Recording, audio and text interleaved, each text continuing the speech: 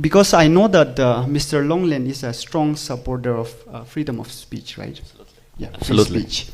So, because I was curious when he went live and then he said, yeah, Donald Trump finally won the US presidential election. And then he said, I clearly support Donald Trump. That's simply because his idea is fully based on free speech. That's what you said. And so I'm just curious, to what extent do you support, and to what extent are you bringing up with the idea and your support towards free speech? Yeah.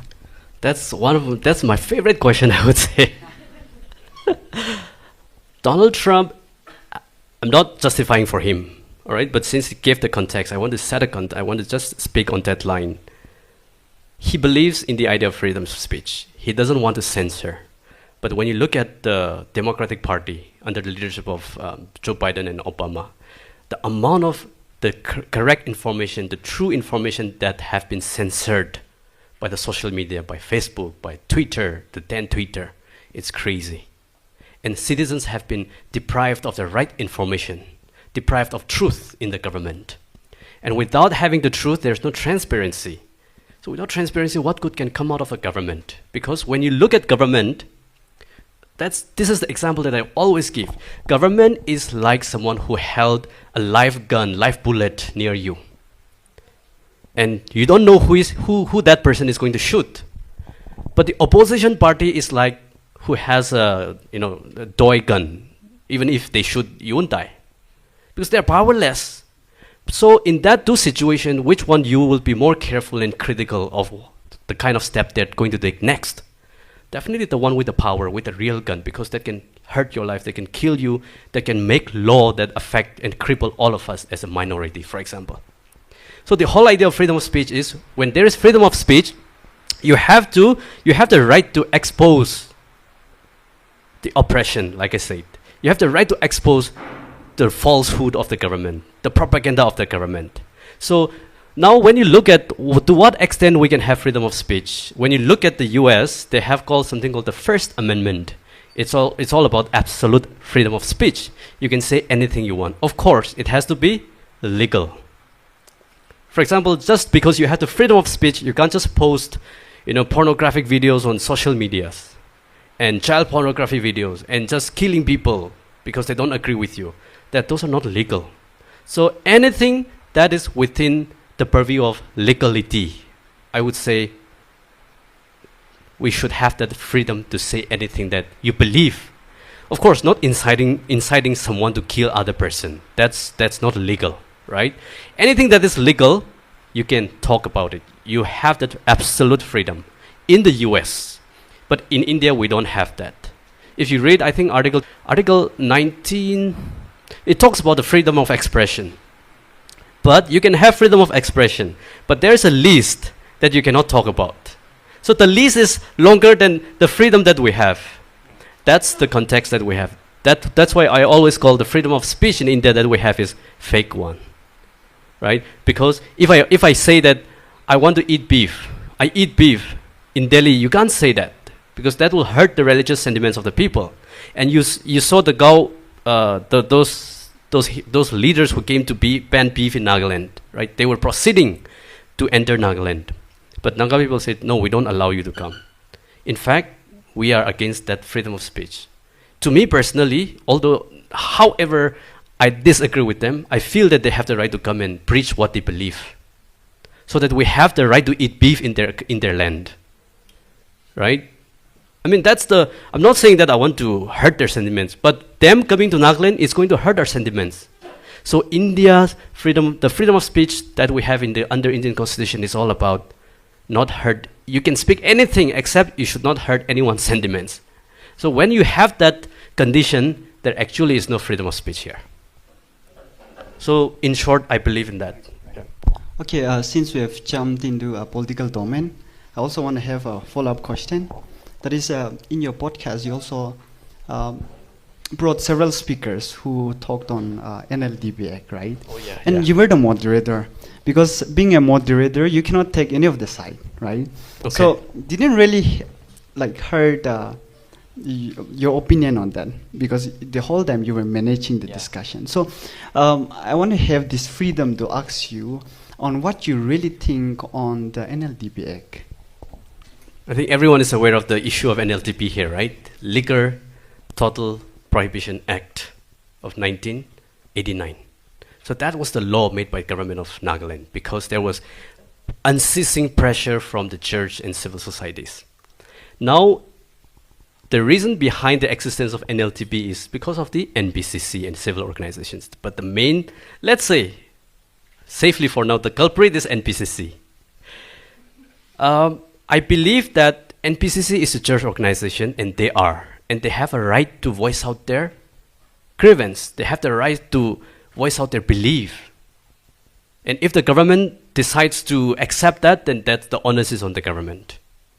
Since NPCC is not the government, it's just a religious group, and they have the right to pressure the government as much as the RSS and other group have the right to pressure the government.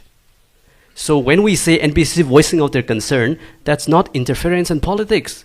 That's what interest group does. That's what the pressure group does in politics. So I believe they have the full right to say what they believe, but the onus is on the government. If the government decides to accept them, well and good. If the government does not accept them, then we don't know what kind of repercussion we can get from such pressure. So NLTP, I wouldn't say is a bad thing or a good thing, but since NPCC has the right to say it, government has to decide on that, and the consequence, we don't know. That's why we need, so we are debating NLTP from our own assumption, from our own personal biases right now. Right? Everyone has their personal biases. No, if you drink, then you are going to create problem in our colony or create problem for the wives, for the children. That's our personal bias. We haven't seen the data. We haven't seen the evidence. If I were the government, I would constitute one committee to study the impact of, lifting NLTP, and compare and contrast and see the evidence, study the evidence, question the assumptions, and then sit down with the NPCC and come up with the solution. You can't say we will lift because it's high time without no evidence. Has the government done any study? Not really. So it's just we are formulating policy from our own convenient judgments and assumptions, and this is not how a government should formulate the policy. That's not how government formulates policy when you look at the developed countries around the world. So in short.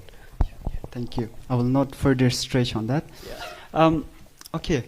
Since we gather like this, and then the whole point of we gathering was a pointer towards the idea of critical thinking, right? So speaking is one form of thinking, because there can be different forms of thinking. There are people who, the one form of thinking could be writing. So people really think hard to write. And one form of thinking could be acting out, right? So you cannot act out when you don't think. But a lot of times, acting out fails because it's usually pursued by emotions. So it's not usually driven by our critical thinkings, our actions.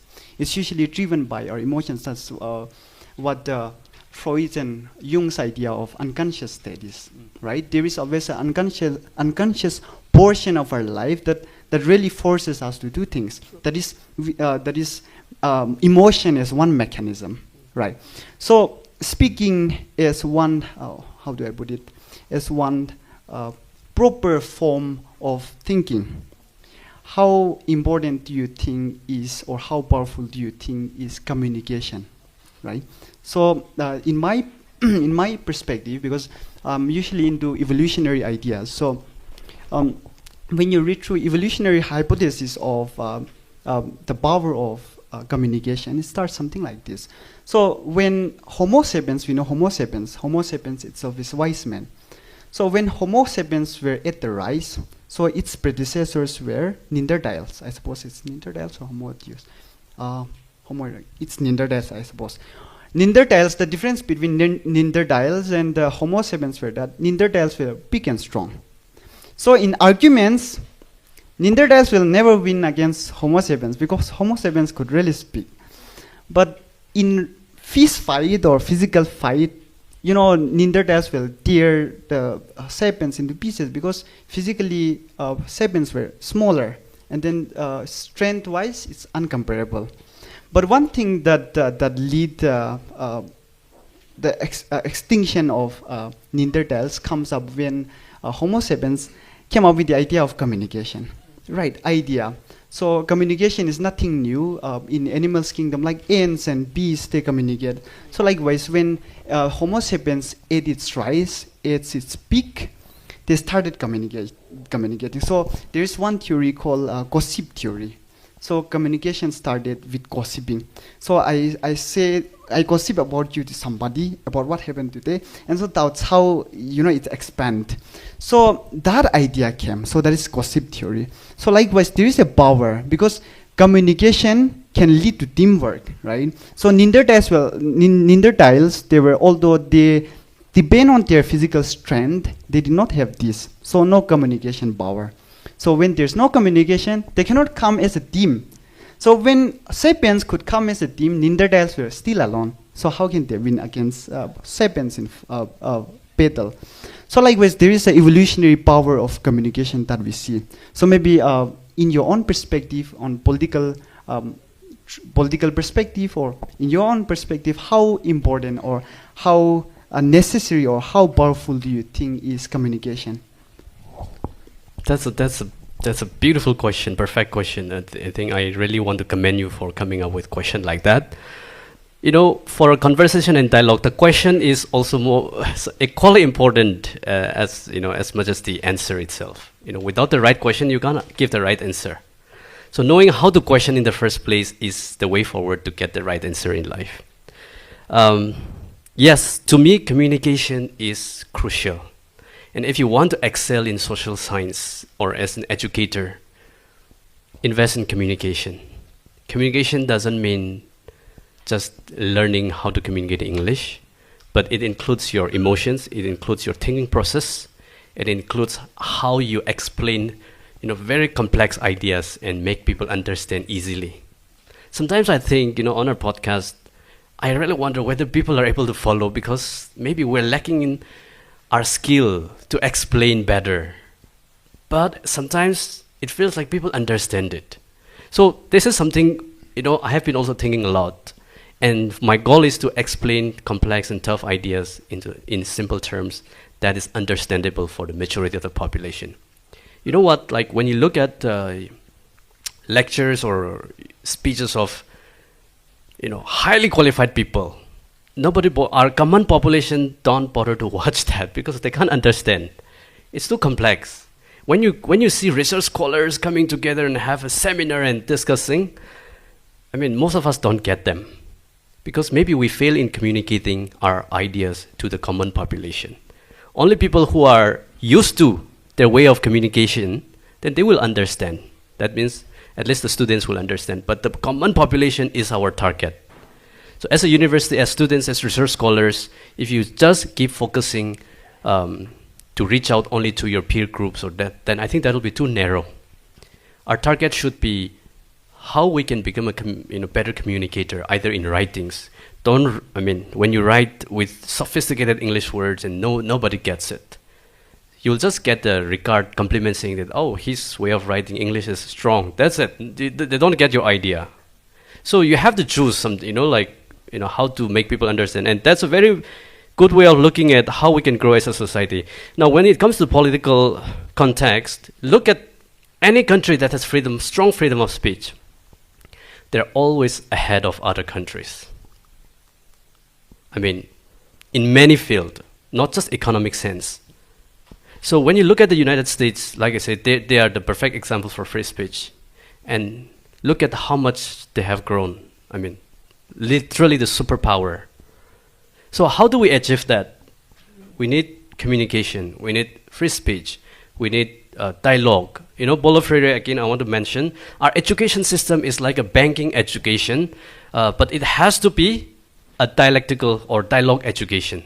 Why he said banking education? Because the teachers deposit the knowledge and information into the student, and the student is the customer who has an account in the university.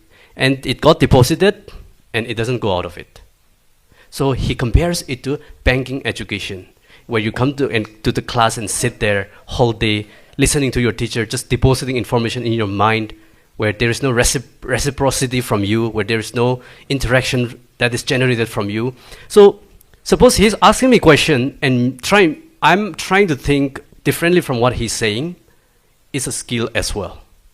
So as students and as scholars and as, let's say, intellectual, it is crucial, it is very, very important for us to not just toe the line of what somebody is saying. Think differently from what he's saying. Only that way we are able to see things differently from the questions that he's asking. So a society that can communicate well will always lead in the world. I mean, I believe in that because there are many evidences, right? But we Nagas are the Neanderthal style. We're just physically well built, and when these things come, hey, we will do it. You know, we are driven by emotions without using much of our brains. You know, and Naga men, okay, let me tell you, we are not broad-minded people. We are highly, highly sensitive and emotional people. And Naga men will try to project us, we're tough. We're not. All very sensitive people we are. And sometimes I feel that I'm one of them. So I'm trying to deconstruct that in myself. We have so much of biases. We have so much of emotional, you know, we are too emotionally too sensitive. I think that's the whole point. You know, when you learn how to communicate and when you really invest yourself in communicating your ideas to your friends and to your colleagues, and when you make them understand, and when you question them, and when you think differently out of the box, I think that's how transformation begins. Yeah, so we lack in that. I mean, we all know that. So I think this is the place where it should begin, that kind of transformation in our society.